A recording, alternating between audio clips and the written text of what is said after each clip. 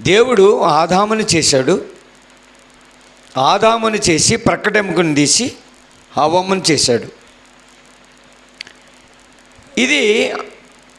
ఇది సరిపోవటం లేదు, ఇది కరెక్ట్ కాదు అన్నట్టుగా సోదరులు చెప్పారు. ఒక రకంగా చెప్పాలంటే ఇక్కడ ఆదామును చేసింది దేవుడు, హవ్వను కూడా నిర్మాణం చేసింది ఎవరంటే దేవుడే. ఆదామును నేలమంటితో చేసిన ఆయనకి, అంత జ్ఞానం కలిగినటువంటి దేవుడికి హవ్వమ్మను కూడా నేలమంటితో చెయ్యాలనే దేవునికి ఆ జ్ఞానం లేదంటారా? ఒక ప్రాసెస్ అది.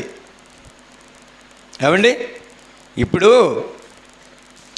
బైబిల్ గ్రంథంలో చాలామంది మాట్లాడుతూ ఉంటారు, దేవుడు వివక్షత చూపించాడండి, అలా కాదండి అని అంటే, పోనీ అలా కాదంటే ఏ మనుషుడైనా స్త్రీని నేలమంటతో తీసి చేయగలడండి ప్రపంచంలో ఎవరైనా?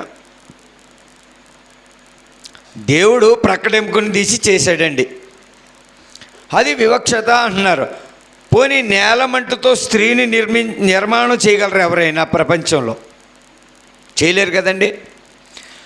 అంటే దేవుడు చేశాడు అని అంటే కనుక దానికి ఒక ప్రాసెస్ ఉంటుంది.